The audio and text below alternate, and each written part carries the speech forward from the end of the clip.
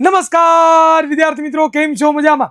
આપ સર્વ વિદ્યાર્થી મિત્રોનું ગુજરાતનું સૌથી મોટું online education platform Vidyakul primary YouTube ચેનલમાં હું હિરેન નસીત આપ સર્વ વિદ્યાર્થી મિત્રોનું હાર્દિક સ્વાગત કરું છું. કેમ છો મારા ધોરણ 8 ના વિદ્યાર્થી મિત્રો? એકદમ મજામાં.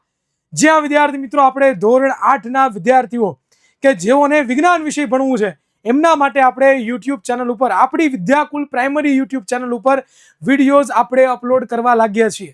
અને દીકરાઓ, તમારા ધોરણ 8 વિષય વિજ્ઞાનના દરેક લેક્ચરો છે એ તમને મળવાના છે એકદમ સરસ મજાની સમજૂતી સાથે, એકદમ જબરદસ્ત એટ્રેક્ટિવ પીપીટી સાથે, અને ભણવાની પણ મજા આવવાની છે. દીકરાઓ, આખું ધોરણ 8 નું જે વિજ્ઞાન છે એની પ્લેલિસ્ટ નીચે અહીંયા ડિસ્ક્રિપ્શનમાં આપેલી છે. આની પહેલાનો પણ જે લેક્ચર છે તમે નથી જોયો તો તમે જોઈ શકો છો, એ પણ ત્યાં બધું અવેલેબલ છે. અને બધા જ ચેપ્ટરો વન બાય વન તમને મળવાના છે. તો ખાસ આપણી વિદ્યાકુલ ગુજરાતી પ્રાઇમરી યુટ્યુબ ચેનલને ખાસ સબસ્ક્રાઇબ કરી લેજો. અને આજે દીકરાઓ આપણે ભણી રહ્યા છીએ ચેપ્ટર નંબર 1, જેનું નામ છે પાક ઉત્પાદન અને વ્યવસ્થાપન, જેની દીકરાઓ આપણે ચર્ચા કરતા હતા ગયા લેક્ચરમાં છે. એ દીકરાઓ આપણે લોકોએ શું ભણી ગયા હતા તો કે પ્રસ્તાવના વિશે આપણે માહિતી મેળવી હતી. ત્યાર પછી આપણે 1.1 ખેત પદ્ધતિઓ વિશે આપણે ચર્ચાઓ કરી હતી. ત્યાર પછી જો આપણે વાત કરીએ દીકરાઓ તો 1.2 નામનો ટોપિક પાક ઉત્પાદનની મૂળભૂત પદ્ધતિઓ વિશે આપણે ચર્ચા કરી ગયા હતા. અને ત્યાર પછીની જો વાત કરીએ ને તો 1.3 ભૂમિને તૈયાર કરવી. ટોટલ આપણે આજે આટલા ટોપિકો છે એ ભણી ચૂક્યા છીએ ગયા લેક્ચરમાં. નથી જોયું લેક્ચર તો ડોન્ટ વરી, ચિંતા ન કરો. નીચે તમને ડિસ્ક્રિપ્શન બોક્સમાં પ્લેલિસ્ટ આપેલી છે, એ પ્લેલિસ્ટ ઉપર તમે જઈને ક્લિક કરીને એ વિડીયો પણ જોઈ શકો છો. આજે દીકરાઓ આપણે ભણવાના છીએ વાવણી. 1.4 નામનો તમારી ટેક્સ્ટબુકમાં ટોપિક છે. પછી 1.5 નામનો તમારી ટેક્સ્ટબુકમાં દીકરાઓ ટોપિક છે જેનું નામ છે કુદરતી અને કૃત્રિમ ખાતર ઉમેરવા. અને 1.6 નામનો ટોપિક સિંચાઈ. ટોટલ આપણે આ 3 છે ને એ ટોપિકો વિશે આજે આપણે ચર્ચા કરવાના છીએ. તો ચાલો દીકરાઓ, જેટલા પણ વિદ્યાર્થીઓ નવા છે અને આ યુટ્યુબ ચેનલ પર પહેલી વાર છે તો વિદ્યાર્થી મિત્રો, તમારા માટે પ્રાઇમરીના જે આપણા વિદ્યાર્થીઓ છે એમના માટે આપણે વન બાય વન દરેક કન્ટેન્ટ અપલોડ કરવાના છીએ. તો ખાસ આ વિડીયોને લાઈક કરી લેજો. ચેનલને સબસ્ક્રાઇબ નથી કરી તો ચેનલને સબસ્ક્રાઇબ કરવાનું ખાસ ભૂલતા નહીં. હવે કરીએ ભણવાની શરૂઆત. તો ચાલો દીકરાઓ, જોઈએ 1.4 નામનો ટોપિક વાવણી. વિદ્યાર્થી મિત્રો, આની પહેલા આપણે ભૂમિને તૈયાર કરી લીધી. ભૂમિને તૈયાર કરી, વ્યવસ્થિત કરી લીધી. હવે વાવણીનો વારો છે. વાવણીની જો દીકરાઓ વાત કરવામાં આવે તો સૌથી વધારે મહત્વનો તબક્કો છે દીકરાઓ. કેવો તબક્કો છે તો કે ભાઈ, વાવણી પાકનો સૌથી મહત્વનો તબક્કો છે. તમારે વાવણી કરવાની છે ભાઈ. ખેતર તૈયાર છે એકદમ જોરદાર, પરંતુ હવે તમારે લોકો એમાં બીજ વાવવા પડશે ને. તમે બીજ વાવશો તો એની અંદરથી તમને નવી વનસ્પતિઓ મળવાની છે ને ભાઈ. બીજ જ નહીં વાવો તો તમને નવી વનસ્પતિ ક્યાંથી મળશે? તો અહીંયા એટલા માટે લખ્યું છે કે ભાઈ વાવણી પાક ઉત્પાદનનો સૌથી મહત્વનો તબક્કો છે. આગળ વાત કરીએ કે ભાઈ વાવણી પહેલા સારી ગુણવત્તાવાળા, સ્વચ્છ અને તંદુરસ્ત બીજની પસંદગી કરવામાં આવે છે. દીકરાઓ, તમારે લોકોએ વાવણી કરવાની હોય એ પહેલા તમારે સારા બીજ તો જોઈએ ને. જે પણ તમારે પાક વાવવો છે તો યોગ્ય તમે જો બીજ વાવો, યોગ્ય તમે જો બીજ લાવો જેની ગુણવત્તા સારી હોય, એટલે કે બગડેલા ના હોય, બરોબર, સ્વસ્થ હોય એટલે કે ચોખ્ખા હોય, ને તંદુરસ્ત હોય, કે જ્યારે આપણે બીને વાવીએ એટલે એમાંથી આપણને જબરદસ્ત મજાનું છે ને એ શું જોવા મળે તો કે જબરદસ્ત મજાનું છે ને દીકરાઓ, આપણને લોકોને છે ને એ સોલિડમાં સોલિડ વનસ્પતિ મળે. આગળ વાત કરીએ કે ખેડૂતો સારી ઉપજ પ્રાપ્ત કરવા વાળા બીજને અગ્રિમતા આપે છે. ખેડૂતો છે કયા બીજને પસંદ કરે દીકરાઓ તો કે જેની ગુણવત્તા કેવી છે? સારી છે. એ વાવ્યા પછી એમાંથી આપણને પાક કેવો મળે? એકદમ જોરદાર મળે. એવા બીજ આપણે પસંદ કરવા જોઈએ, તો આપણી વાવણીની અંદર આપણને શું મળે? વધારે પાક ઉત્પાદન મળે. તો આ વાવણીની વાત થઈ. હવે દીકરાઓ, આપણે થોડીક એક પ્રવૃત્તિ જોવાની છે. 1.1 નામની પ્રવૃત્તિ છે, નાનકડી પ્રવૃત્તિ છે. તમે તમારી ઘરે પણ કરી શકો છો, એની ટાઈમ કરી શકો છો. તમારે સારા બીજની પસંદગી કરવાની છે. તો કઈ રીતે તમે એક સારા બીજને પસંદ કરો? તો એના માટે દીકરાઓ તમારે લોકો શું કરવાનું? એક બીકર લેવાનું. શું લેવાનું? કાચનું એક બીકર લેવાનું. એને પાણીથી તમારે અડધું ભરી દેવાનું. ભરી દીધું, એક કાચનું બીકર લીધું, એને મેં પાણીથી અડધું ભરી દીધું. પછી શું કરવાનું? તેમાં મુઠ્ઠીભર તમારે લોકોએ ઘઉંના દાણા નાખીને બરાબર હલાવો ભાઈ. તમારે એ પાણી અંદર શું નાખી દેવાના તો કે ઘઉંના દાણા નાખી દેવાના. પછી તમારે આવી રીતે હલાવી દેવાનું. તમે જેવા હલાવી દેશો પછી એવું કરવાનું છે તો કે તમારે અવલોકન કરવાનું છે. શું અવલોકન કરવાનું છે તો કે થોડીક મિનિટ પછી કેટલાક જે બીજ છે એ પાણી ઉપર શું લાગે છે? તો કે તરવા લાગશે. શું લાગશે? થોડીક મિનિટ પછી પાણી ઉપર એક ફૂંક શું કરશે? તો કે દીકરાઓ તરવા લાગશે. શું લાગશે દીકરાઓ? તો કે તરવા લાગશે. શું લાગશે દીકરાઓ? તો કે તરવા લાગશે. બરોબર. અને અહીંયા આપણને કારણ ખબર પડે છે કે જે ક્ષતિગ્રસ્ત બીજ છે, ક્ષતિગ્રસ્ત એટલે તો કે જે બીજ સારા નથી. ક્ષતિગ્રસ્તનો મતલબ શું થાય? જે બીજ સારા નથી. બરોબર. એ બધા જે બીજ છે એ દીકરાઓ હલકા છે, અને હલકા હોવાને કારણે પાણી ઉપર શું થશે દીકરાઓ? તો કે તરવા લાગશે. અને નિષ્કર્ષમાં આપણને ખબર પડે છે કે સારા અને સ્વચ્છ બીજને છે ને એ ક્ષતિગ્રસ્ત બીજથી અલગ કરવાની આ એક સારી રીત છે. તમારી પાસે કોઈ પણ બિયારણ હોય કે જેને તમારે વાવવા માટે, વાવણી કરવા માટે ઉપયોગ કરવું છે, તો તમે આ પદ્ધતિનો ઉપયોગ કરી શકો છો કે ભાઈ પાણીમાં બધા બીજને નાખી દો, અને જે બીજ પાણીની ઉપર તરવા લાગે છે એ બીજ કેવા છે? ક્ષતિવાળા. ક્ષતિવાળા મતલબ ખરાબ બીજ છે, એને તમે વાવશો તો ઉગવાના નથી, અથવા તો સારી રીતે ઉગવાના છે નહીં. તો હવે શું કરવાનું? તો કે જે સારા હશે બધા જમીનમાં, ઇટ મીન્સ કે પાણીમાં નીચે બેસી જશે, એનો તમે યુઝ કરો. આ એક પદ્ધતિ છે દીકરાઓ. શેની? તો કે ક્ષતિગ્રસ્ત બીજને એટલે કે ખરાબ બીજને અલગ કરવાની પદ્ધતિ છે. શું છે દીકરાઓ? આ ખરાબ બીજને અલગ કરવાની પદ્ધતિ છે. ખબર પડી મારા દીકરાઓ? ખબર પડી મારા દીકરાઓ? હા કે ના? ખ્યાલ આવ્યો મારા દીકરાઓ? દરેક વિદ્યાર્થીઓને હે મજા આવી ગયો તો દીકરાઓ પર વિડીયોને લાઈક કરી દો, ચેનલને સબસ્ક્રાઇબ કરી દો. ચાલો ચાલો ચાલો ચાલો ચાલો ચાલો ચાલો ચાલો ચાલો ચાલો ચાલો ચાલો ખબર પડી હોય તો એક વખત મને દરેક વિદ્યાર્થીઓ છે ફટાફટ કોમેન્ટ બોક્સમાં જણાવી દેશે, યસ સર ખબર પડી ગઈ છે, યસ સર ખબર પડી ગઈ છે. એક સરસ મજાનું હાર્ટ આપી દો, હાર્ટ ભાઈ, સરસ મજાનું હાર્ટ આપી દો, હાર્ટ મને દરેક વિદ્યાર્થીઓ કોમેન્ટ બોક્સમાં. હવે આપણે વાવણી કરવી છે, બીજ તો આપણે સારા પસંદ કરી લીધા, હવે એ બીજને આપણે જમીનમાં વાવવા તો પડશે ને. તો એ જમીનમાં વાવવા માટે આપણે અમુક ઓજારો જોશે, અમુક સાધનો જોશે કે જેની મદદથી આપણે બીજને જમીનમાં વાવી શકીશું દીકરાઓ. તો એ સાધનની આપણે વાત કરવાની છે. તો એ સાધન છે ને બે પ્રકારના છે. એક તો પરંપરાગત. પરંપરાગતનો મતલબ શું થાય? કે ભાઈ આપણા બાપ દાદાના વખતની છે, ચાલી આવી પરંપરા છે, અને એ પરંપરાથી જ બધું આપણે વાવીએ છીએ. અને એક છે આધુનિક એટલે કે લેટેસ્ટ, અત્યારની. તો પહેલા આપણે જોવાનું છે પરંપરાગત ઓજાર. પહેલા આપણે શું જોવાનું છે દીકરાઓ? પરંપરાગત ઓજાર. એટલે કે આપણા જે દાદાઓ છે, આપણા એના દાદા છે, એના દાદા છે, એના દાદા છે, એના દાદા છે, એ બધા દાદાઓ જે વાવણી કરવા માટે ઓજારો વાપરતા એને શું કહેવાય? પરંપરાગત રીત કહેવાય. જેમ કે તમે જુઓ છો કે ભાઈ સરસ મજાની તમને આ રીત દેખાય છે. અહીંયા નાનકડી એવી તમને ગરણી દેખાય. જુઓ આ શું છે? એક નાનકડી એવી ગરણી છે. એ ગરણી સાથે દીકરાઓ લોખંડની પોલી પાઇપો છે એ જોડાયેલી છે. બરોબર. અને એ કોની સાથે જોડાયેલી છે? તો કે આ જે હળ છે એ હળની અંદર જે પાઇપો છે એ પાઇપોની અંદર છે ને જોડાયેલી છે. હવે જ્યારે આગળ ચાલશે એટલે ઉપરથી દાણા નાખશું એટલે એ બધા દાણા વન બાય વન પડતા જશે, અને જે ચાસ પડતા હશે એટલે કે ક્યારીઓ બનતી હશે, એ ક્યારીઓની અંદર દાણા જતા રહેશે. તો આવું તમે તમારા ગામડે ગયા હોય, જે લોકો વિદ્યાર્થીઓ ગામડે જતા હશે, કેટલા વિદ્યાર્થીઓ ગામડે જાય છે એ મને નીચે કોમેન્ટ બોક્સમાં જણાવજો. જે લોકો તમે ગામડે હો અથવા તો ગામડે જતા હોય છે, વિદ્યાર્થીઓ શહેરમાં રહેતા હોઈએ, તો ત્યાં તમને લોકોને આવું જોવા મળે. આવા જૂના ઓજાર. હવે તો બહુ ઓછું થઈ ગયું છે, રેર થઈ ગયું છે. હવે તો ટ્રેક્ટર આવી ગયા. ભાઈ હવે તો ટ્રેક્ટરથી બધું થાય છે મારા ભાઈ, પરંતુ જૂના જમાનામાં આવી રીતનો ઉપયોગ થતો. તો જો શું લખ્યું છે? પરંપરાગત રીતે બીજની વાવણી કરવા માટે વાપરવામાં આવતું આ ઓજાર ગરણી આકારનું હોય છે. જો એ તમે જોઈ રહ્યા છો કે આ ગરણી આકારનું તમને લોકોને એક ઓજાર દેખાય છે કે જે પરંપરાગત રીત છે. પરંપરાઓ એટલે કે ટ્રેડિશનલ જેને આપણે કહીએ છીએ. હવે એની કાર્ય પદ્ધતિ કેવી છે? કઈ રીતે કાર્ય કરે છે? તો કે બીજને ગરણીની અંદર નાખવાથી તે ધારદાર અણીવાળી છેડાયુક્ત 2 કે 3 પાઇપોમાંથી શું થાય છે?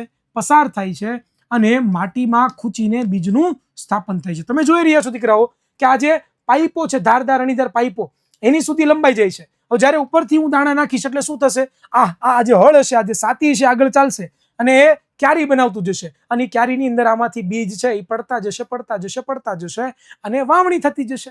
તો આ પ્રમાણે દીકરાઓ આપણે કરીએ છીએ ને પરંપરાગત રીત કહેવાય. અહીંયા તમે દીકરાઓ ફોટોગ્રાફ પણ જોઈ રહ્યા છો. ખેડૂતો જો આવી રીતનું કરે, જો તમે જોઈ રહ્યા છો ફોટોગ્રાફમાં કે ખેડૂતો આ પ્રમાણે કરે. બરોબર. આ પ્રમાણે વાવણી થાય દીકરાઓ. નેક્સ્ટ આપણે આગળ વધીએ તો વાવણીઓ. હવે આધુનિક રીતની વાત કરીએ તો વાવણીઓ દીકરાઓ અત્યારે આ વપરાય છે. આ જે તમે જોઈ રહ્યા છો વાવણીઓ છે. આ ટ્રેક્ટરની પાછળ બાંધવામાં આવે છે અને ઓટોમેટિક હોય છે. આમાં આપણે કાંઈ નથી કરવાનું. ઉપર ખાલી હું નાખી દેવાના, તો કે આની અંદર અનાજ ભરી દેવાનું. આની અંદર શું ભરી દેવાનું? આપણે આની અંદર શું ભરી દેવાનું દીકરાઓ? આની અંદર આપણે અનાજ તમારે ભરી દેવાનું છે. તમે આની અંદર અનાજ ભરી દો, પછી ઓટોમેટિક બધી પાઇપો છે એ પાઇપો છે નીચે જોલા સાતી છે એની અંદર જતા હોય છે અને પછી આગળ વવાતું જાય છે, એને વાવણીઓ કહેવાય. તો જુઓ, આજના જમાનામાં ટ્રેક્ટર દ્વારા સંચાલિત વાવણીઓ છે એ ઉપયોગ થાય છે. આજનો જે જમાનો છે, અત્યારનો જે જમાનો છે, એમાં આપણે આવા વાવણીયા દ્વારા, આને શું કહેવામાં આવે છે? વાવણીઓ. આવા વાવણીયા દ્વારા આપણે શું કરીએ છીએ? તો કે વાવણી કરીએ છીએ દીકરાઓ. ફાયદા શું છે આના? તો કે બીજને સમાન અંતર તેમજ સમાન ઊંચાઈએ શું કરે છે? તો કે રોપે છે. ભાઈ આ આધુનિક છે, ભાઈ લેટેસ્ટ છે, વૈજ્ઞાનિકોએ ઘણી બધા પ્રયોગો કરીને પછી બનાવવામાં આવ્યું છે દીકરાઓ. તો આની મદદથી તમે જે બીજ એની અંદર નાખો છો એ બીજ કેવા ઉગે? તો કે સમાન અંતરે ઉગે. કેવા ઉગે? સમાન અંતરે ઉગે. અને પ્લસ દીકરાઓ એ જે સમાન ઊંડાઈએ જાય, અમુક બીજ બહુ ઉપરનો આવી જાય, અમુક બીજ બહુ નીચેનો આવી જાય, એનું પણ દીકરાઓ આપણે ધ્યાન રાખવું પડે. ત્યાર પછી તે દીકરાઓ ચુસ્ત તે સુનિશ્ચિત કરે છે કે રોપણી પછી બીજ માટી દ્વારા શું થાય છે? તો કે ભાઈ ઢંકાયેલું રહે છે અને પક્ષીઓથી પણ બચાવે છે. દીકરાઓ સુનિશ્ચિત કરે છે કે ભાઈ એકવાર તમે બીજ વાવી દો તો આની અંદર કેવું છે? આની અંદર કેવું છે કે બીજ ખુલ્લા રહે, જમીનમાં દેખાય. જ્યારે અહીંયા શું થાય દીકરાઓ? તો કે આ જે સાધન છે એ પાછળ બીજની ઉપર માટી નાખતો જાય.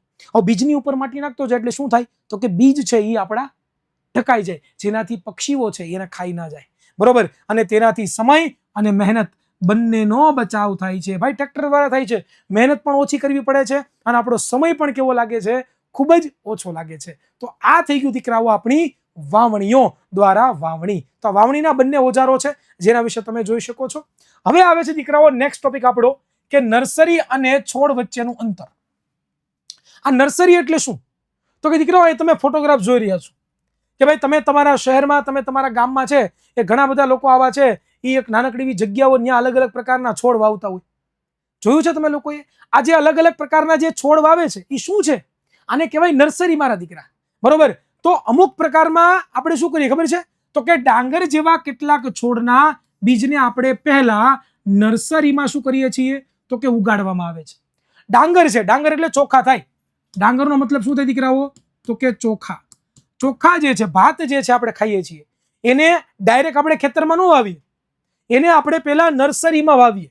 નર્સરીમાં નાના નાના છોડ તૈયાર કરવામાં આવે. હવે નર્સરીમાં નાના નાના છોડ તૈયાર થઈ જાય ત્યારે તૈયાર થયેલા રોપાઓને તૈયાર થઈ જાય ત્યારે તેને મનુષ્ય દ્વારા ખેતરમાં રોપવામાં આવે છે દીકરાઓ. આમાં આપણે શું કરીએ? વાવણી નથી કરતા કે વાવણીઓ લઈને ગયા અને એમાં આપણે ચોખા નાખી દીધા અને છે જમીનની અંદર છે આપણે જવા દીધું અને ઉગી ગયા. નહીં, આપણે પહેલા એને આપણી જે નર્સરી હોય છે એ નર્સરીમાં ઉગાડીએ છીએ અને પછી એના જે રોપા છે એ રોપાને આપણે ખેતરની અંદર રોપતા હોઈએ છીએ. બરોબર? તો આ વસ્તુ ખાસ ઇમ્પોર્ટન્ટ છે. અને કેટલાક અન્ય વન્ય તેમજ પુષ્પીય વનસ્પતિઓને પણ આપણે નર્સરીમાં જ ઉછેરીએ છીએ ભાઈ. કેટલાક વન્ય અને પુષ્પીય એટલે કે જે વનસ્પતિ આપણને પુષ્પ આપે છે, એ પુષ્પીય જે વનસ્પતિઓ છે એને પણ આપણે ક્યાં ઉમેરતા હોઈએ છીએ? તો કે નર્સરી એટલે કે આવા જે પોએટ્રી ફાર્મ હોય એની અંદર આપણે છે ઉમેરતા હોઈએ છીએ. પોએટ્રી ફાર્મ તો ન કહેવાય, તો મરઘાનું થઈ જાય, પરંતુ સ્પેશિયલ નાનકડું ફાર્મ કે જેમાં આપણે બધા છોડ ઉછેરતા હોય. બરોબર? તો આ નર્સરીની વાત થઈ. હવે છોડ વચ્ચેનું અંતર આપણે યોગ્ય રાખવું જોઈએ ભાઈ. અહીં લખ્યું જુઓ કે છોડ વચ્ચે ગીચતાને રોકવા માટે કે ભાઈ તમે બહુ જો નજીક બીજ વાવો તો છોડ બધા કેવા થઈ જાય? નજીક થાય તો છોડ વચ્ચે ગીચતા થાય. હવે એટલા માટે બીજની વચ્ચે આપણે શું રાખવું જોઈએ? યોગ્ય અંતર રાખવું જોઈએ.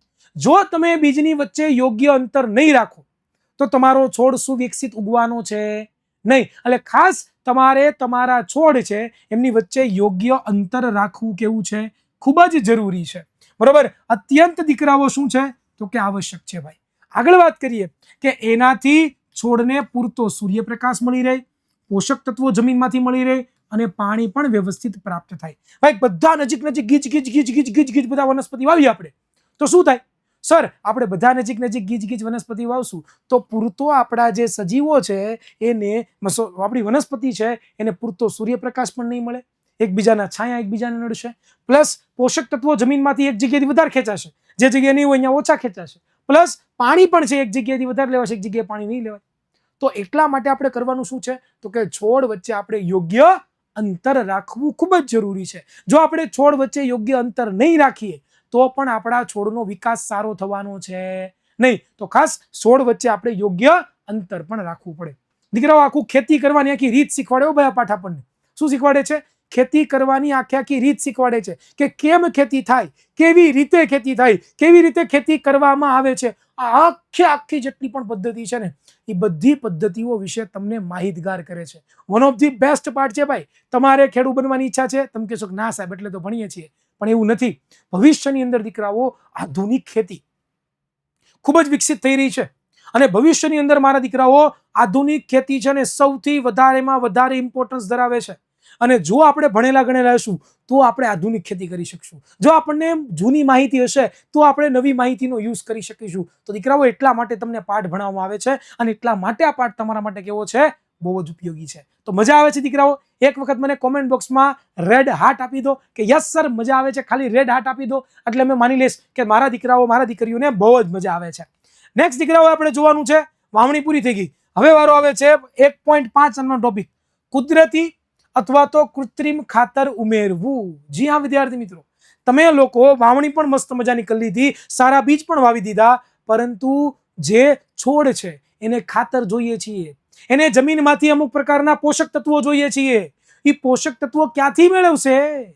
એ પોષક તત્વો ક્યાંથી મેળવશે? એ પોષક તત્વો મેળવશે જમીનમાંથી. ક્યાંથી? જમીનમાંથી. ક્યાંથી? જમીનમાંથી. પણ કેવી રીતે સાહેબ? તો કે એ આપણે જમીનમાં ખાતર નાખીશું.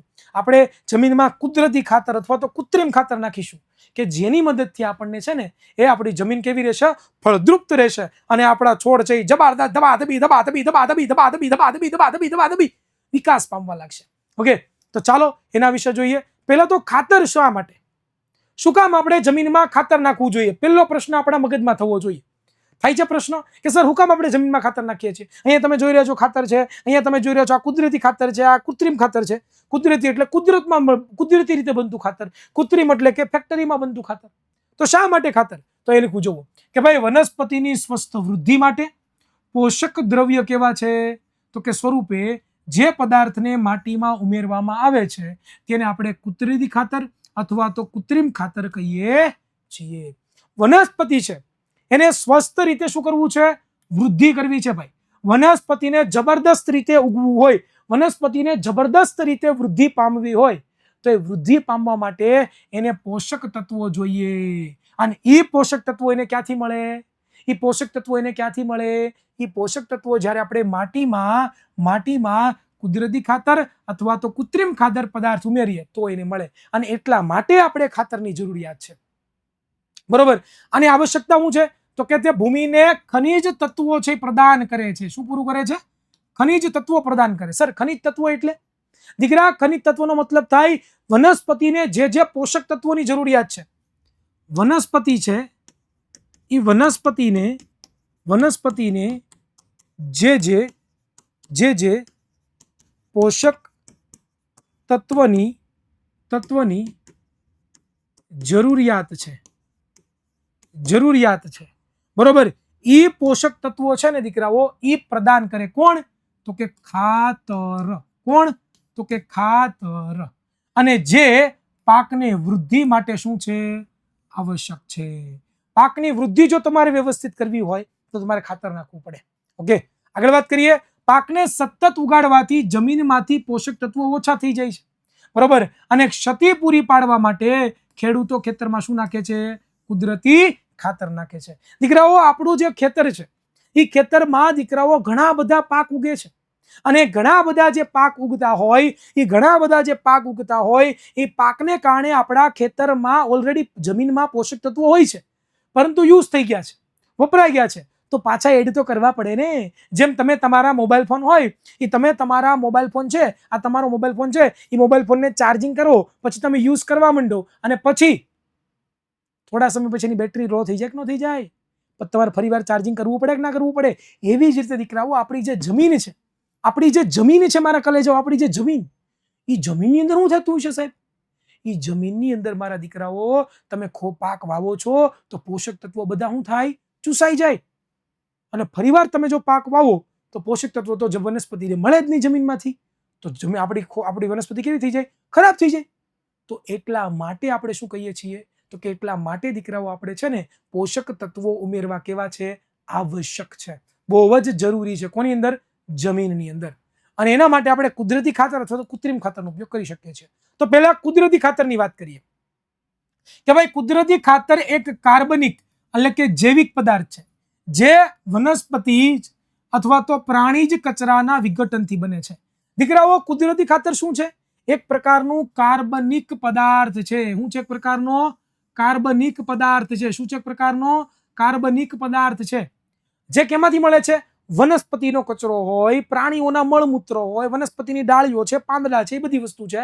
એને તમે જમીનમાં દાટી દો, લાંબા સમય સુધી એમને રાખો એટલે સડી જાય. એને આપણે શું કહીએ છીએ? વિઘટન. સડવું એટલે શું થાય? વિઘટન. એ વિઘટન પામી જાય અને વિઘટન પામ્યા પછી દીકરાઓ આપણને મળે છે આ ખાતર, આ ખાતર, આ ખાતર, આ ખાતર, અને જેને આપણે કુદરતી ખાતર કહીએ છીએ. ખેડૂત છે એ દીકરાઓ વનસ્પતિ જ અને પ્રાણીજ જે કચરો છે એ કચરાને દીકરાઓ ખાડામાં એકત્રિત કરવામાં આવે છે અને પછી તેનું વિઘટન કરવામાં આવે છે. અને વિઘટન કરવા માટે જમીનમાં સૂક્ષ્મ જીવો હોય છે. એ સૂક્ષ્મ જીવો દ્વારા છે ને એ વિઘટન થાય અને આ વિઘટિત પદાર્થને છે ને આપણે કુદરતી ખાતરના સ્વરૂપમાં શું કરતા હોઈએ છીએ? ઉપયોગમાં લેતા હોઈએ છીએ. ભાઈ જમીનની અંદર દાટવામાં આવે છે તો જમીનમાં અમુક પ્રકારના સૂક્ષ્મ જીવો છે, અમુક પ્રકારના બેક્ટેરિયા છે, અમુક પ્રકારની ફૂગ છે જેને આપણે મૃતોપજીવો કહેતા હતા ધોરણ 7 ની અંદર. એ પોતે વિઘટન કરી નાખે દીકરાઓ. અને વિઘટન કર્યા પછી તમને જે મળે છે પદાર્થ એને આપણે કુદરતી ખાતરના સ્વરૂપમાં શું કરીએ છીએ? યુઝ કરીએ છીએ. તો ખબર પડી કેવી રીતે આપણું કુદરતી ખાતર છે એ બને છે, કેવી રીતે આપણું કુદરતી ખાતર છે એ પોતે કાર્ય કરે છે. ખ્યાલ આવે છે દીકરાઓ? સમજ પડે છે? જો મજા આવતી હોય તો વિડીયોને લાઈક કરી દો ભાઈ. ચાલો ચાલો ચાલો ચાલો ચાલો ચાલો દીકરાઓ, ચેનલને જો સબસ્ક્રાઇબ નથી કરી તો એક વખત આ ચેનલને સબસ્ક્રાઇબ કરી દો, વિડીયોને લાઈક કરી દો. બહુ જ મજા આવશે, જબરદસ્ત તમને મજા આવવાની છે. અને કોમેન્ટમાં એક હાર્ટ આપી દો. ચાલો મારા દીકરાઓ, હાર્ટ આપી દો, હાર્ટ આપી દો, હાર્ટ આપી દો. હવે આવે છે કૃત્રિમ ખાતર. કૃત્રિમ ખાતર ભાઈ ફેક્ટરીની અંદર બને છે, ફેક્ટરીની અંદર બને છે. અહીંયા તમે જોઈ રહ્યા છો કૃત્રિમ ખાતર યુરિયા લીધું છે. યુરિયા અને ડીએપી ને એનપીકે ને એવા બધા ખાતરો આવતા હોય. તો જુઓ ભાઈ, અહીંયા લીધું છે કે ભાઈ કૃત્રિમ ખાતર છે એક એવા રસાયણો છે કે જે ચોક્કસ પોષક તત્વોથી સમૃદ્ધ હોય છે. આ કૃત્રિમ ખાતર જે પ્રકારનું રસાયણ છે, શું છે? એક પ્રકારનું રસાયણ છે અને જેમની અંદર એક ચોક્કસ પ્રકારના પોષક તત્વો હોય અને તેનું ઉત્પાદન છે કારખાનામાં કરવામાં આવે છે. તમે જુઓ અહીંયા તમને કારખાનું દેખાડ્યું છે. આવા કારખાનોની અંદર છે ને આપણે શું બનાવીએ છીએ? તો કે કૃત્રિમ ખાતર બનાવીએ છીએ દીકરાઓ. બરોબર? જેની અંદર દીકરાઓ યુરિયા છે, એમોનિયમ સલ્ફેટ છે, સુપર સલ્ફેટ છે, પોટાશ છે, એનપીકે છે, જેમાં નાઇટ્રોજન, ફોસ્ફરસ, પોટેશિયમ છે. આ બધા દીકરાઓ ઉદાહરણ છે. કોના? તો કે આપણા કૃત્રિમ ખાતરના. કોના દીકરાઓ? તો કે આપણા કૃત્રિમ ખાતરના. યુરિયા છે, એમોનિયમ સલ્ફેટ છે, સુપર ફોસ્ફેટ છે, પોટાશ છે, એનપીકે એટલે કે નાઇટ્રોજન, ફોસ્ફરસ અને પોટેશિયમ. આ બધાના ઉદાહરણો છે જે આપણા ફેક્ટરીમાં બનાવીએ છીએ અને પછી ખેડૂતોનો ડાયરેક્ટ ઉપયોગ કરે છે. ઓકે, આગળ વધીએ દીકરાઓ. તો આવી પ્રમાણે જો તમે યુઝ કરો તો આવા સરસ મજાના તમારા છોડવાઓ છે વિકાસ પામે, જો એને યોગ્ય માત્રામાં આપણે ખાતર આપીએ તો. જો આપણે એને યોગ્ય માત્રામાં ખાતર ના આપીએ તો એનો વિકાસ પ્રોપર થવાનો નથી. અને એટલા માટે આપણે શું નાખવું પડે છે? ખાતર. એટલા માટે આપણે શું કરવું પડે છે? ખાતર નાખવું પડે છે. કોની અંદર? તો કે આપણા છોડની અંદર. હવે કૃત્રિમ ખાતર છે એના ફાયદા તો છે જ, પણ સાથે સાથે એના ગેરફાયદા પણ છે. હા સર, કૃત્રિમ ખાતરના ફાયદા અને ગેરફાયદા પણ છે. હા, કૃત્રિમ ખાતર છે એના ફાયદા પણ છે અને એના ગેરફાયદા પણ છે. હું કેવી વાત કરું સર? તો કે હા જુઓ, અહીંયા લખ્યું છે ફાયદો. એનો ફાયદો શું છે? તો કે ભાઈ તેના ઉપયોગથી ખેડૂતોને ઘઉં, પછી ડાંગર એટલે કે ચોખા, મકાઈ જેવા પાકની શું થાય છે? તો કે સારી ઉપજ પ્રાપ્ત કરવામાં સહાયતા મળે છે. શું થાય છે? તો કે દીકરાઓ તમારે ઘઉં વાવવા છે, તમારે ડાંગર વાવવા છે, તમારે મકાઈ વાવવી છે, એવા જે પાકો છે એનું તમારે સૌથી વધારે ઉત્પાદન જોતું છે. તો એ સૌથી વધારેમાં વધારે જે ઉત્પાદન છે એ તમને કેવી રીતે મળે? કેવી રીતે મળે? તો કે દીકરાઓ તમે આ કૃત્રિમ ખાતર નાખો તો. આ એનો ફાયદો છે. બરોબર? પણ એનો ગેરફાયદા પણ છે દીકરાઓ. એના ગેરફાયદા પણ છે દીકરાઓ. માય રિમોટ પડી ગયું મારા વાલા, રિમોટ પડી ગયું નીચે. ગેરફાયદો શું છે? તો કે અત્યંત વધારે ઉપયોગથી જમીનની ફળદ્રુપતા ઘટાડે છે. બહુ વધારે પડતો તમે ઉપયોગ કરો તો તમારી જમીનને બગાડી નાખે, તમારા જમીનની ફળદ્રુપતા શું કરી નાખે? ઘટાડી નાખે છે. અને દીકરાઓ સાથે સાથે છે ને એ જળ પ્રદૂષણનો પણ સ્ત્રોત છે. તમારા જે નદી તળાવ હોય એમાં જો પાણી જાય તો જળ પ્રદૂષણ પણ કરે, તમારા પાણીને ખરાબ પણ કરે, તમારું જળનું જે પાણી છે એને પણ ખરાબ કરી નાખે. તેના ગેરફાયદા છે દીકરાઓ. ઓકે, ક્લિયર છે? હવે એક નાનકડો એવો કોષ્ટક છે કે જેમાં તમને કૃત્રિમ ખાતર અને કુદરતી ખાતર વચ્ચેનો તફાવત આપ્યો છે. હમણાં જ આપણે કુદરતી અને કૃત્રિમ ખાતર ભણી ચૂક્યા છીએ. તો આવો તફાવત તમને પરીક્ષામાં પૂછાઈ શકે. તમારી ટેક્સ્ટ બુકમાં આપેલો છે 1.1 કરીને કૃત્રિમ ખાતર અથવા તો કુદરતી ખાતર વચ્ચેનો તફાવત. તો તમે દીકરાઓ તમારી જાતે આ વાંચશો, તમે તમારી જાતે આ લખશો. અહીંયા ઓલરેડી મેં લખી દીધું છે, આનો સ્ક્રીનશોટ લઈ લો દીકરાઓ એક વખત. જે મેં તમને લોકોને સમજાવ્યું કુદરતી ખાતર કોને કહેવાય, કૃત્રિમ ખાતર કોને કહેવાય તમને સમજાવ્યું, એવી જ રીતે તમારે હવે જાતે લખવાનું છે. બરોબર? તો આનો સ્ક્રીનશોટ લઈ લો દીકરાઓ, તમારા માટે કામ થઈ શકે છે, કામ લાગે એમ છે. મજા આવે છે? મજા આવે દીકરાઓ? મજા આવે છે? કુદરતી ખાતરના ફાયદા જોઈ લઈએ. તો જુઓ, તે જમીનને જળ ધારણ ક્ષમતામાં વધારો કરે. તમે કુદરતી ખાતરનો ઉપયોગ કરો, એનો પહેલો ફાયદો શું મારા કલેજા? તો કે સર પહેલો ફાયદો એ છે કે એની જે જળ ધારણ ક્ષમતા છે. જળ ધારણ ક્ષમતા એટલે કે આપણી જે જમીન છે એ લાંબા સમય સુધી પાણીને શોષેલું રાખે, ઉડી ન જાય, બાષ્પીભવન ન થઈ જાય પાણીનું, એવું કામ કરે. બીજું કે જમીનને છિદ્રાળુ રાખે છે ભાઈ, જમીનને છિદ્રાળુ રાખે છે. બીજું જેનાથી વાયુ વિનિમયમાં સરળતા પ્રાપ્ત થાય છે. તે ફાયદાકારક સૂક્ષ્મ જીવોમાં પણ વધારો કરે છે અને સાથે સાથે જમીનના બંધારણમાં પણ પોતે શું કરે છે? તો કે સુધારો કરે છે. આ બધા એના ફાયદા છે. કોના? તો કે કુદરતી ખાતરના. ઓકે, ક્લિયર છે? નેક્સ્ટ હવે આપણે જોઈએ કે ભાઈ બીજી શું છે જમીનની ફળદ્રુપતા જાળવવા માટેના ઉપાયોમાં. બીજું શું છે? તો કે પાકની ફેરબદલી કરો ભાઈ. તમે જો તમે પાકની ફેરબદલી કરશો તો પણ તમારી જમીનની ફળદ્રુપતા વધશે. લાંબા સમય સુધી તમે સારામાં સારા પાક વાવી શકશો ભાઈ. તમને પ્રશ્ન થાય સર જમીનની ફળદ્રુપતા એટલે શું? દીકરાઓ જમીનની ફળદ્રુપતાનો મતલબ થાય આપણી જમીન સારી રહેવી, એની અંદર કોઈ પણ તમે છોડ વાવો તો એ સારી રીતે ઉગે, એવી જમીન એટલે એને કહેવામાં આવે છે જમીનની ફળદ્રુપતા. ઓકે, તો એમાં જોઈએ કે ભાઈ તેમાં જુદા જુદા પાકને એકાંતરે ઉછેરવામાં આવે છે. કે ભાઈ પાકની ફેરબદલી કરો ભાઈ. તમારા ખેતરમાં દર વર્ષે એકને એક પાક ન વાવો, કે દર સિઝનમાં એકને એક પાક ન વાવો. તમે શું કરશો? તો કે પાક બદલાવી નાખો. આ વર્ષે મેં આ પાક વાવ્યો તો આવતા વર્ષે બીજો પાક વાવીશ, એના આવતા વર્ષે ત્રીજો પાક વાવીશ. તો પાકની ફેરબદલી કહેવાય આને. બરોબર? પહેલા ઉત્તર ભારતમાં ખેડૂતો છે ને એ એક ઋતુમાં કઠોળ, બીજી ઋતુમાં ઘઉં ઉગાડવામાં આવતા હતા, જેનાથી જમીનમાં છે ને એ નાઇટ્રોજનની પૂર્તતા રહેતી હતી. આ નાઇટ્રોજન છે, નાઇટ્રોજન એ એક પ્રકારનો પોષક તત્વ છે. શું છે દીકરાઓ? એક પ્રકારનો પોષક તત્વ છે. એક પ્રકારનો પોષક તત્વ છે. અને જે આપણને શું પૂરું પાડે છે મારા દીકરાઓ? તો કે જે દીકરાઓ આપણે આપણા જે છોડ છે એ છોડની જે વૃદ્ધિ છે, શું થાય છે? છોડની વૃદ્ધિ માટે શું હોય છે? તો કે જવાબદાર હોય છે. ઓકે, તો આ જે પાકની ફેરબદલી છે એ તમે કરો તો પણ તમારી જમીનની પોષક તત્વમાં વધારો થાય. બીજું છે દીકરાઓ રાઇઝોપસ બેક્ટેરિયા છે, રાઇઝોબિયમ બેક્ટેરિયા છે. દીકરાઓ તમને નહીં ખબર હોય કે સિમ્મી કુળની વનસ્પતિઓમાં છે ને એના મૂળ ગંઠિકાઓમાં જોવા મળે છે અને વાતાવરણમાંના જે રહેલા નાઇટ્રોજન છે એને જમીનમાં સ્થાપિત કરે છે. દીકરાઓ સિમ્મી કુળની વનસ્પતિ એટલે દીકરાઓ જે કઠોળ હોય એ કઠોળના જે મૂળ હોય, એ મૂળમાં તમને આવી ગાંઠો જોવા મળે. આજે તમે ગાંઠો જુઓ છો, એ ગાંઠોની અંદર દીકરાઓ આ રાઇઝોપસ નામના બેક્ટેરિયા હોય. કોણ હોય? રાઇઝોબિયમ નામના બેક્ટેરિયા. રાઇઝોપસ તો બોલાઈ જાય છે ભૂલથી, પણ રાઇઝોબિયમ નામના બેક્ટેરિયા હોય. આ બેક્ટેરિયા શું કરે? તો કે જે વાતાવરણ છે એમાં રહેલો જે નાઇટ્રોજન છે, એમાં રહેલો શું છે? તો કે નાઇટ્રોજન છે. એ નાઇટ્રોજનને દીકરાઓ કેમાં નાખે છે? તો કે જમીનમાં. કેમાં? જમીનમાં દીકરાઓ શું કરે છે? તો કે સ્થાપિત કરે છે. સ્થાપિત કરે તો શું ફાયદો થાય? સર સ્થાપિત કરે તો ફાયદો શું થાય? દીકરાઓ સ્થાપિત કરવાથી ફાયદો એ થાય કે જમીનની અંદર નાઇટ્રોજનનું પ્રમાણ વધશે તો આપણા જે જમીન છે એ જમીનની ફળદ્રુપતામાં વધારો થશે. શું થશે? વધારો થશે. બરોબર? તો આ તમે રાઇઝોપસ નામના બેક્ટેરિયા જોઈ રહ્યા છો કે જે આવા સિમ્મી કુળની જે વનસ્પતિ હોય એમાં તમને જોવા મળે. ઓકે, ક્લિયર છે? ડન છે? સમજા? ચાલો નેક્સ્ટ હવે આપણે જોવાનું છે આપણો છેલ્લો ટોપિક આજનો, એ છે દીકરાઓ 1.6 સિંચાઈ, જેને આપણે અંગ્રેજીમાં ઇરિગેશન કહીએ છીએ. ભાઈ છોડને પાણી પણ બહુ જરૂરી છે ને. છોડને જો યોગ્ય માત્રામાં તમે પાણી ન આપો તો તમે ગમે એટલું સારું ખાતર નાખ્યું હોય, ગમે એટલા સારા બીજ નાખ્યા હોય, ગમે એટલી સારી વાવણી કરી હોય, ગમે એટલું તમારું સારું ખેતર હોય, ફળદ્રુપતા પણ જોરદાર હોય, પરંતુ છોડને પાણી પણ જરૂરી છે. છોડને જો પાણી ન આપો તો પણ એનો વિકાસ યોગ્ય ન થાય. તો છોડને તમારે ટાઈમો ટાઈમ શું આપવું પડે? પાણી આપવું પડે.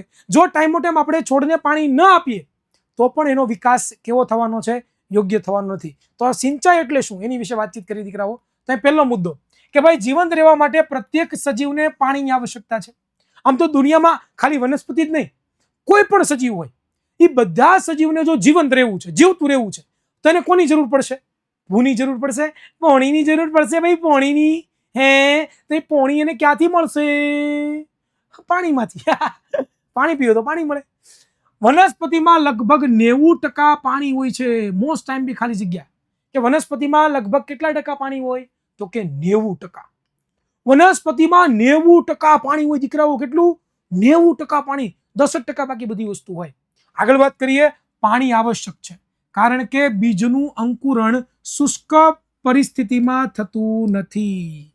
કે ભાઈ જો તમે બીજ વાવ્યા પછી પાણી નાખો તો પાણી તમે આપો તો બીજ અંકુરિત થાય, એટલે કે બીજ ઉગે, જમીનમાંથી નીકળે. પણ શુષ્કનો મતલબ થાય સૂકું.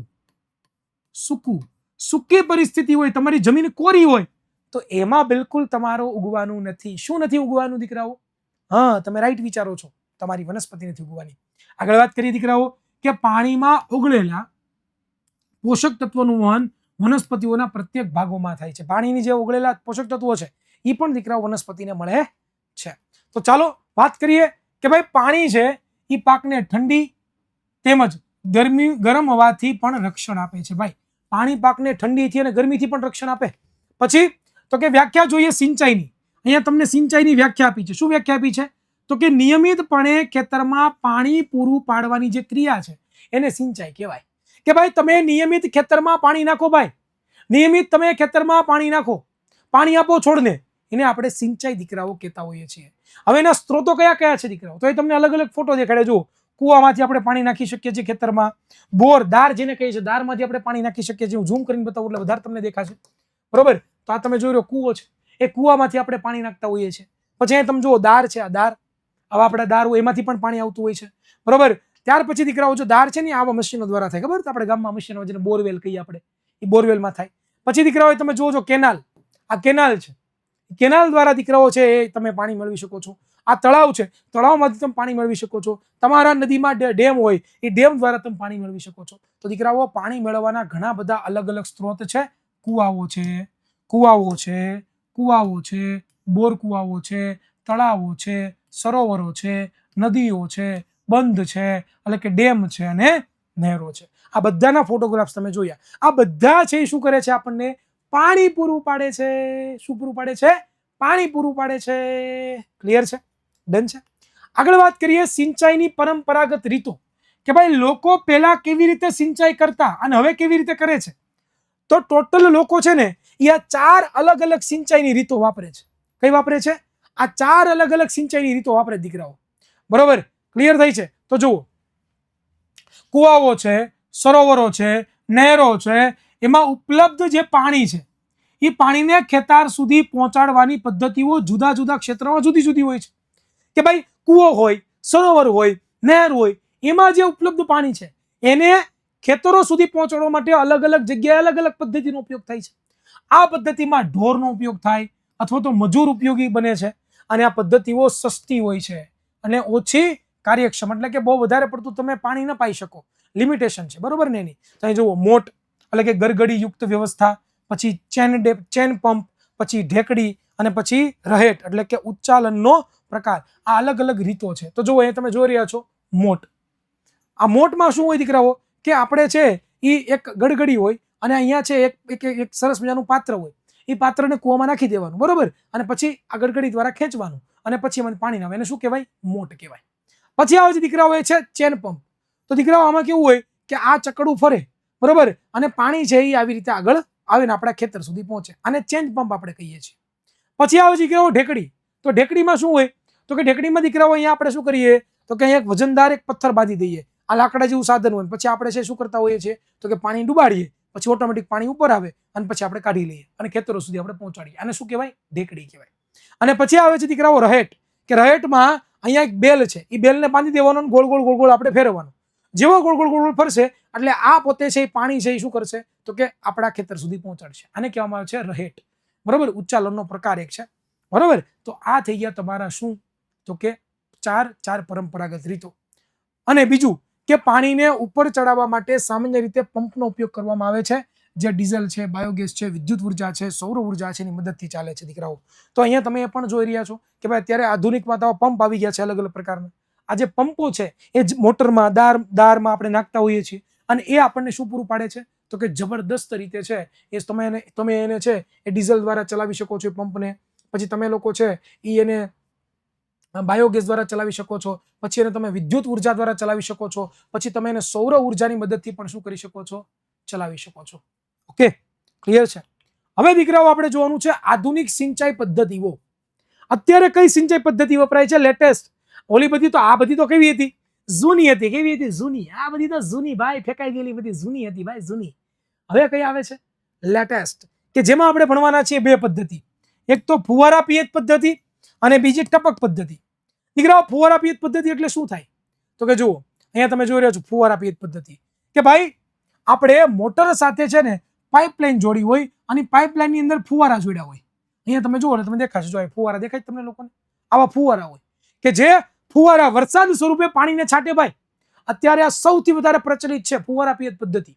બરોબર, આને ફુવારા પદ્ધતિ કહેવાય. તો જુઓ કે આ પદ્ધતિનો ઉપયોગ છે ને એ અસમતલ એટલે કે જે જમીન સમતલ ના હોય, ઉપર નીચે ખાડાઓ ઢોળાવો વાળી હોય ને સમતલ કહેવાય, એ ભૂમિ માટે કરવામાં આવે છે. બીજું, આ કાટખૂણે પાઇપોના ઉપર છેડા તરફ ફરેલી નોઝલ બનાવવામાં આવે છે અને જે પાણીનો છંટકાવ છોડો ઉપર એવી રીતે કરે છે કે જાણે વરસાદ પડતો હોય.